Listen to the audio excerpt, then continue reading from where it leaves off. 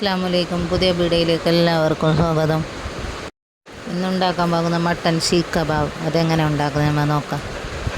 അതിന് വേണ്ടിയിട്ട് 1 കിലോ ഞാൻ മട്ടൻ എടുത്തിന്. അതിനെ കീമ ഉണ്ടാക്കിയിട്ട് എടുക്കണം. ചോപ്പറിൽ ഇത് പൊടിച്ചിട്ട് എടുക്കണം കീമാക്കിയിട്ട്. പിന്നെ 2 എണ്ണം ഉള്ളി എടുത്തിന് ഞാൻ. അതിന് ഇതേമാതിരി മുറിച്ചിട്ട് ചോപ്പറിലേക്ക് ഇടണം. കീമയിൽ വെള്ളം തിരിക്കാൻ കഴിയല്ല, അതിനെ ചെന്നിക്ക് ഇട്ടിട്ട് വെക്കണം കീമേനെ.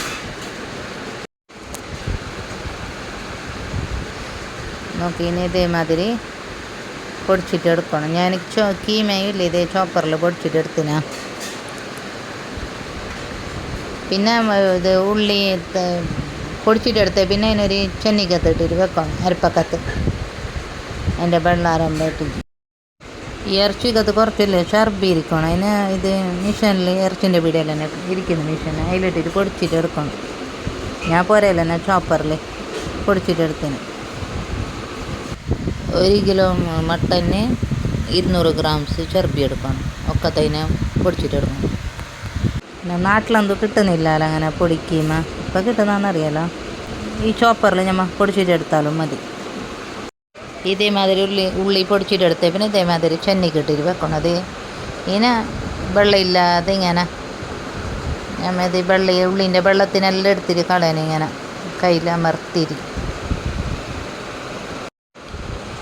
പിന്നെ 2 എണ്ണം ഉള്ളിൻ്റെ വെള്ളം എടുത്തിട്ട് ഇത്ര വെള്ളം കിട്ടി അതിനെ കളഞ്ഞാൽ മതി. വെള്ളം എന്തിനും ആവശ്യമില്ല.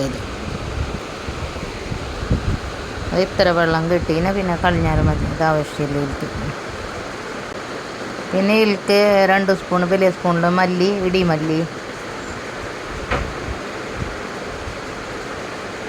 2 സ്പൂൺ ഇടണം. ഇടിമല്ലി ഇടണം. പിന്നെ ജീരകം ഇടണം. പിന്നെ 2 സ്പൂണ് മുളക് പൊടി ഇടണം, കാശ്മീരി മുളക്. കുരുമുളക് ഇടണം 1 പൊടി, വലിയ സ്പൂണിൽ 1 സ്പൂണ്.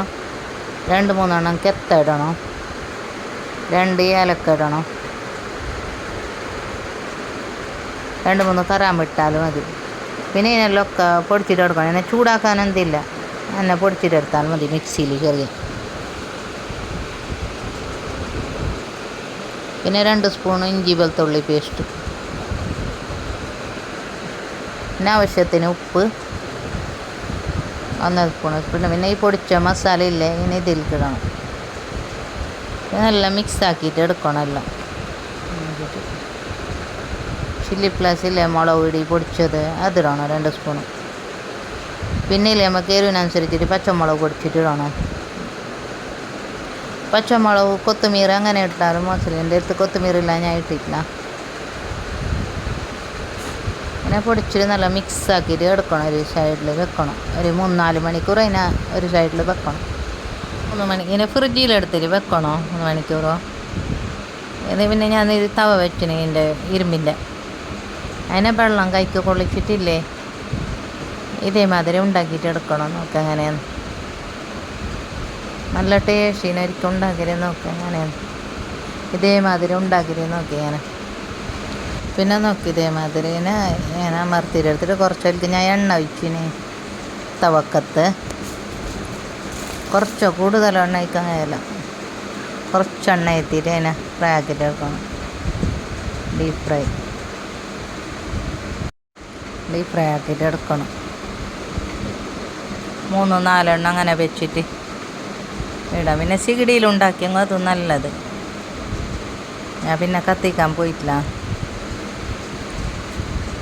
ചികിടിയിലെല്ലാം ഉണ്ടാക്കണം, കുറേ പണിയല്ല. അതിനെ തീ പിടിപ്പിക്കണം അങ്ങനെയല്ലോ. അങ്ങനെ ഞാൻ ഇതേ തവക്കത്ത് ഉണ്ടാക്കി. പിന്നെ നോക്കി ഇതേമാതിരി എല്ലാത്തിനും ഉണ്ടാക്കിയിട്ട് ഇതേമാതിരി എടുക്കണം. 5 എണ്ണം ഇട്ടിട്ട് സ്ലോ ആക്കിയിട്ട് വെച്ചാൽ മതി. തീ പുതിയതായിട്ട് ആരും കാണുന്നെങ്കിൽ ലൈക്ക് ഷെയർ ആക്കാൻ മറക്കണ്ട. നോക്കി ഇതേമാതിരി എല്ലാം ഉണ്ടാക്കിയിട്ട് പിന്നെ ഇതിൻ്റെ കൊത്ത ചട്നി, പുതിന, ഉള്ളി, ലിമ്പു ഒക്കെ അതിനെ തിന്നണം. പൊറോട്ടേൻ്റെ ഒത്ത ഇങ്ങനെ പാവിൻ്റെ കൊത്ത് സീഖ് പൊറോട്ട കിട്ടുന്നത് അതിൻ്റെ കൊത്താണ് നല്ല ടേസ്റ്റ്.